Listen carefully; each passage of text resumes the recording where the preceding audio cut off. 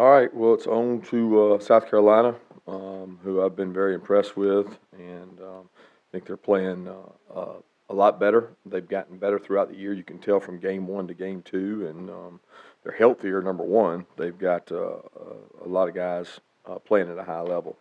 Got a lot of respect for the way Will runs the program. I think they're doing a really good job. Both coordinators really get after you. They put pressure on you in three phases: offense, defense, and special teams.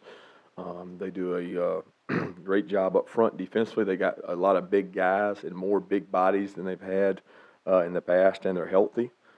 And then offensively, they've got one of the best wide receivers that I've seen on tape in Brian Edwards. He does a great job. Hilinski is a very talented quarterback. We recruited him hard here. He's got extreme arm talent. He can make all the throws, and they're doing a lot of things that are tough to defend offensively, and they put pressure on you from special team standpoint. So, been an exciting game. I want to challenge our fans who have always responded to challenges to get in your seats early and get ready for an early kickoff. Our guys will need that support, and we'll need the crowd noise and the impact we had in the Notre Dame game. We'll need that same thing going against a young quarterback. With that, I'll open it up.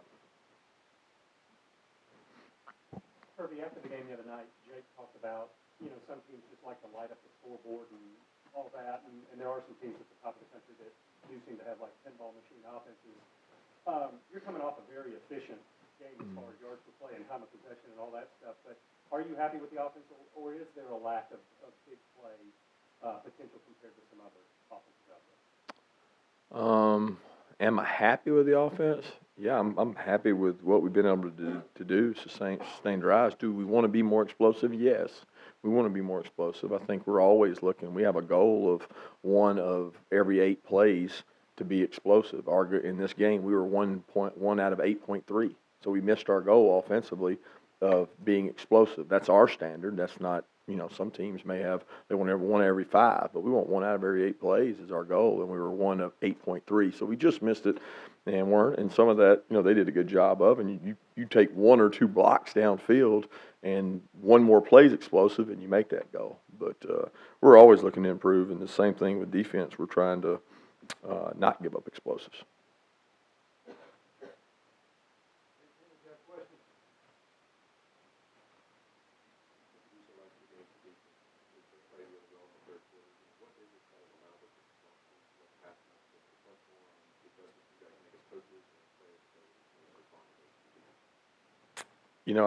Settling down, I think, playing and understanding what the team's trying to do to us. Maybe we got to do a better job as coaches of preparing them early in the game. I think when you're a good defense, I do think that you don't see the same things. So what happens is, in the history of the really good defense that I've been with, you go into a game expecting one thing, and the other team has worked really hard to try to counteract that and get off tendencies to do different things. You see different stuff because they're trying to generate plays against you, and that's been the case for us. But we got to do a better job starting off for sure.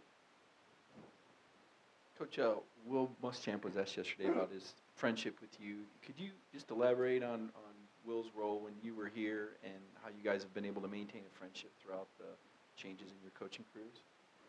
Yeah, it was not like a close relationship when we were here because he was a 5th-year senior captain and I was a redshirt freshman. That we were really in 2 different places. So, he was good to me, but it wasn't like we had a friendship. We were in 2 different spots in our career. Where we became closer was the opportunity he gave me to come to Valdosta State, he and Chris Hatcher, and we worked together there, and then we worked together at LSU. And those 2 years we spent in the same staff, we probably bonded more than we did while we were here. But he's always been a very intense coach, good football coach. I think he does a good job running the program, and that has allowed us to share information when possible, when it's not about scheme and it's more about philosophy. But he has been a good friend. I got a lot of respect for him.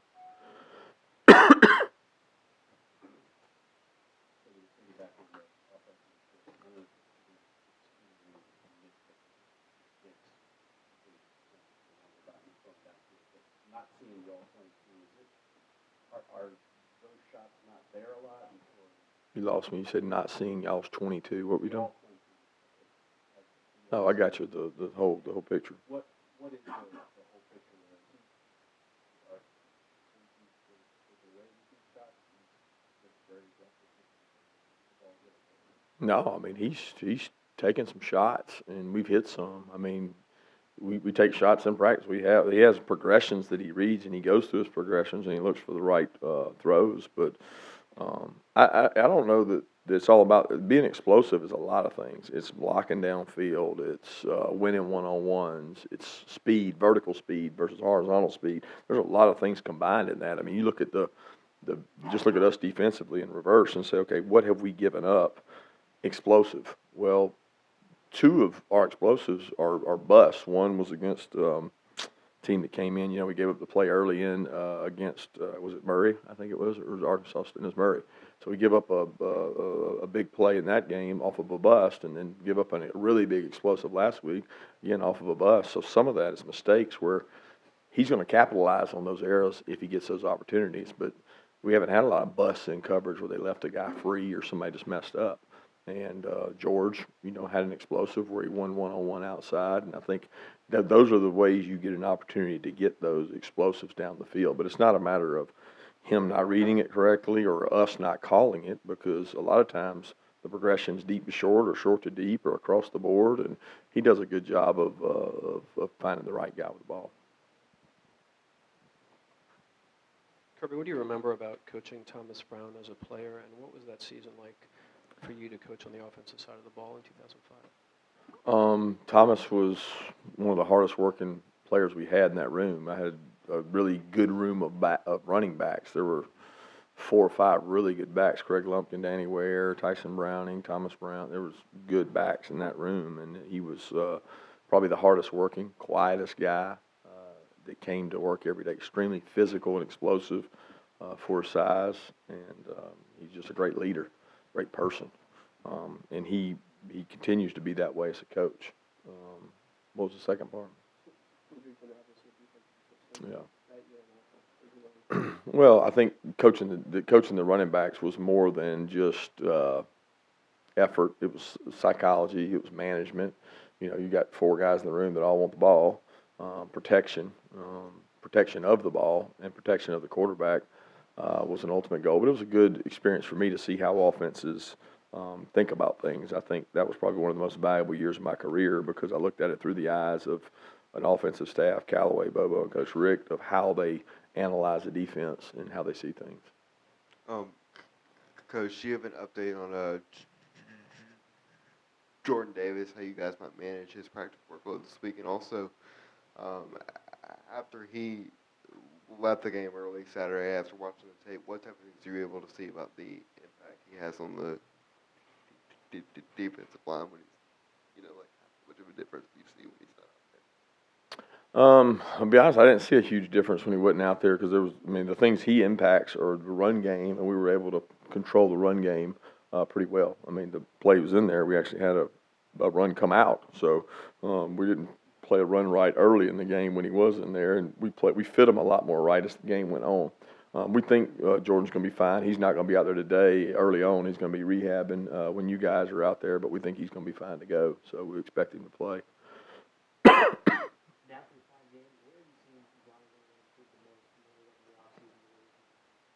I think the confidence. I mean, Brian, I don't know that it's major improvement. The Brian I'm seeing now is the Brian that I've always seen. The difference is you guys are seeing him. And you say, why didn't he play? Well, there's guys in the NFL, the reason why he didn't play. I mean, Brian has been perfectly capable, and when he got his opportunity, he seized his opportunity the times he got those opportunities in the past. He's just getting more opportunity now. I think his vision, his decision-making, he catches the ball well out of the backfield. He runs really hard. I mean, he runs physical and explosive, and to be honest with you, he practices that way. So when he goes out to practice, he doesn't treat practice different than a game, and I think those practice habits have allowed him to be successful in games. It's just you guys are getting able to see it now. To follow up on that, you talked about the continued emergence of depth at running back, and you say with Zamir White. Yeah, I don't see it as an emergence. I see it as it's kind of been there. I mean, you say what's the deepest position on our team? You would probably argue that running back is the deepest position, and those guys compete really hard in practice. They work for their reps. We thought Zamir had some really good work last week. His protections have just he's really physical in his protections. He's one of our best pass protectors. So he's earned that right and that trust to get out there, and we're pleased with his growth, and it's added more depth. And I mean, he started on punt return this game, and he did more things in this game than he's done in the past. So with him, I mean, Kenny is showing up more and more on special teams for us. He's figured out that that's an opportunity for him to gain trust, and he's done that. So those guys are working really hard. Kirby, you're going from facing one true freshman quarterback to another, and I know you had true freshmen in 16 and 17 here starting for you, and I think Alabama, 5 of their 8 games could be against true freshman quarterbacks in the SEC. Are you surprised by that number? And is there? It seems like you don't want quarterbacks to lose the game, and that you need them to be game managers early on. When you get to the midpoint of the season, and I know Maurer was just making his first start last week, but when freshman quarterbacks get to the midpoint of the season, do you feel more comfortable putting more stuff on them?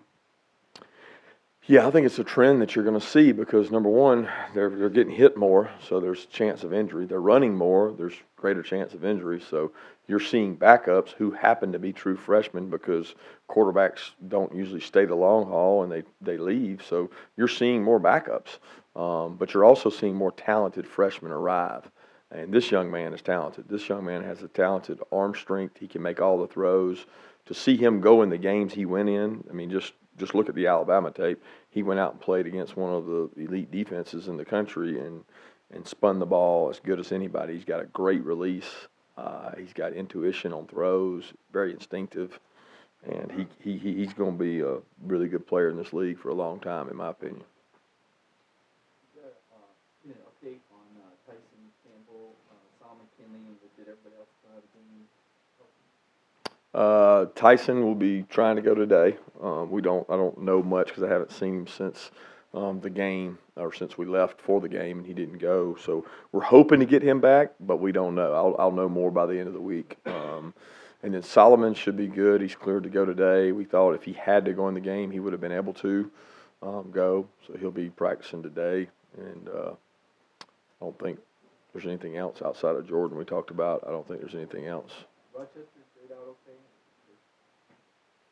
Yeah, I mean Julian played well. He came in and he's been practicing. I mean we've been grooming him to get him ready and get him in the rotation, and felt like it was the time to do it. So he'll get opportunities to continue doing that if he continues to do everything he's supposed to do and work hard in practice. He continues to do that. The biggest thing is we got to get some quickness and production out of those guys, and that's what we're hoping he can help with. Going back to Brian Herrien, and you've known him so long, and he's a guy that's gone through a lot, and you know, a time where people look for greener pastures out there when they're not playing a lot. Is that a guy you kind of pull for a little more when he has a successful game like he did the other day? I mean, I pull for all our guys. The guys here that practice hard and go out and play, you want them to be successful just like you do anybody else. And he works hard.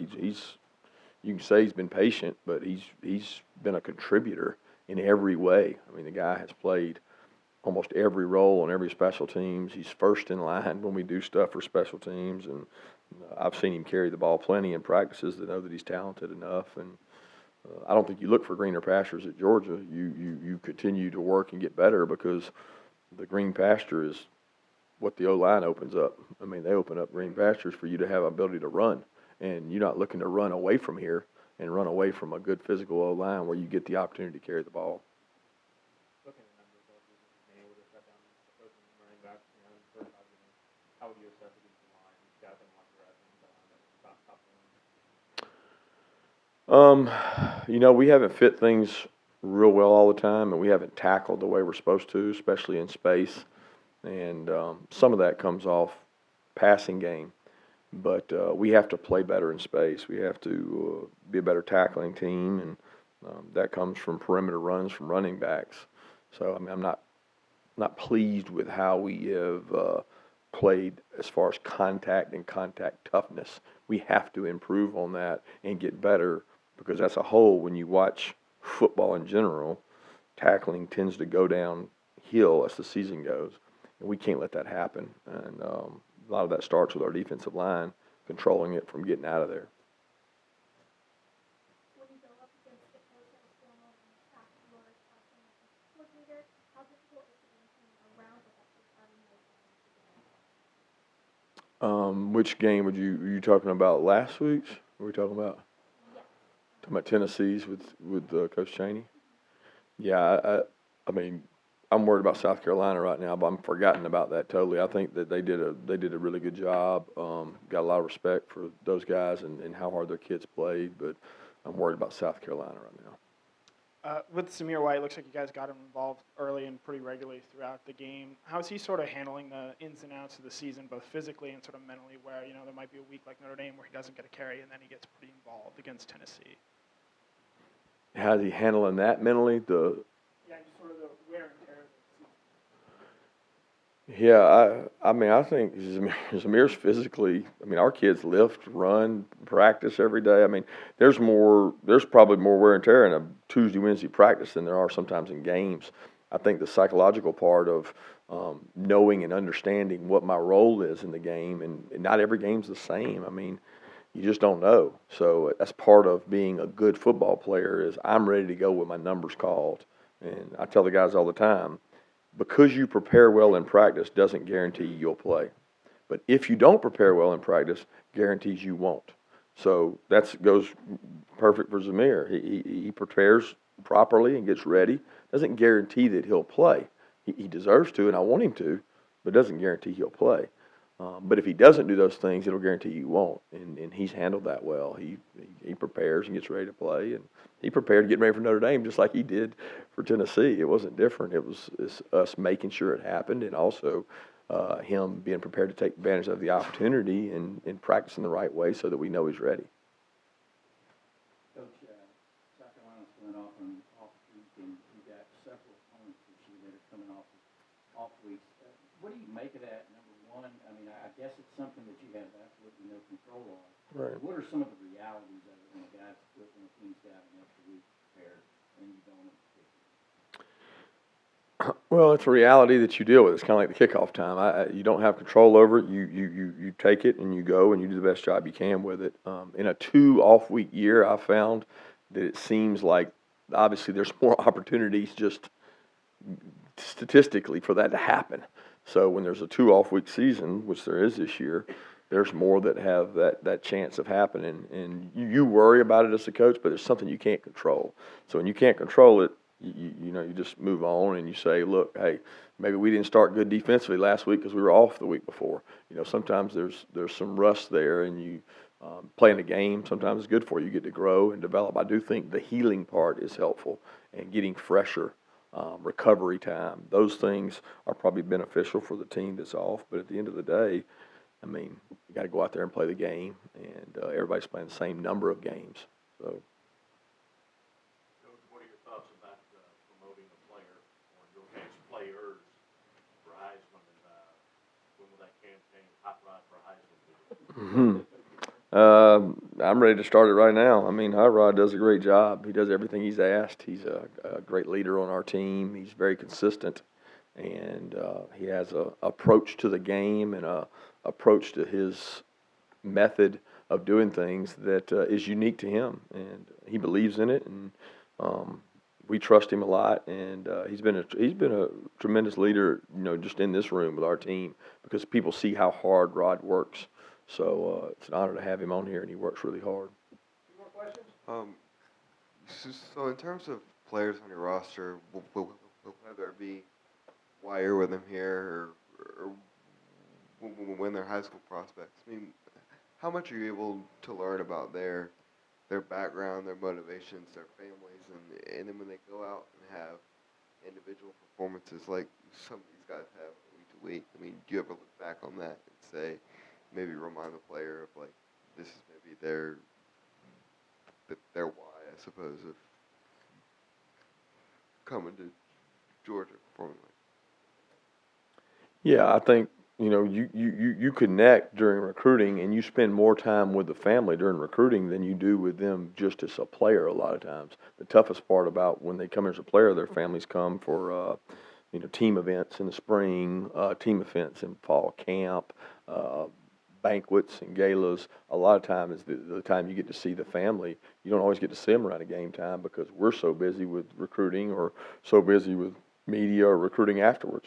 So it's hard to spend as much time as you want with them, but that connection that you form with their family, you know what made their son or daughter the way they are through everything they do. And you see a lot of that with these kids, and you know the trials and tribulations they may have had at home, and you're so happy for them when they have success on the field because they work so hard for it. But just as important to me is the development of the guy that's not having success right now, that's going through the hard time of growing pains of I haven't quite been able to crack the line up, but I'm getting close. And those are the ones that stick, the Brian Herrien, the guys that stick it out and they stay and they work, and then they're rewarded by their patience are the great stories. Quick follow-up on Hilinski for South Carolina, Coach. How does, I guess in the way he compares to Jake Bentley, maybe what he does better than Jake does? Well, it's hard because you see Jake in the first game, and we've played Jake a couple times. You know, they're a little different quarterbacks. I think, you know, Hilinski has a really quick release. He's got the ability to get it out. He's got great velocity on his ball. He's athletic and mobile enough to move in the pocket and get around and do some things. He just does not play like a freshman, and not that Bentley does, because Bentley's certainly not a freshman. But Hilinski's done a great job of whipping the ball, throwing, you know, quick game stuff. I mean, vertical down the field. He's got a really good group of wideouts, and they do a great job of putting him in successful situations. So he's made that transition really smooth.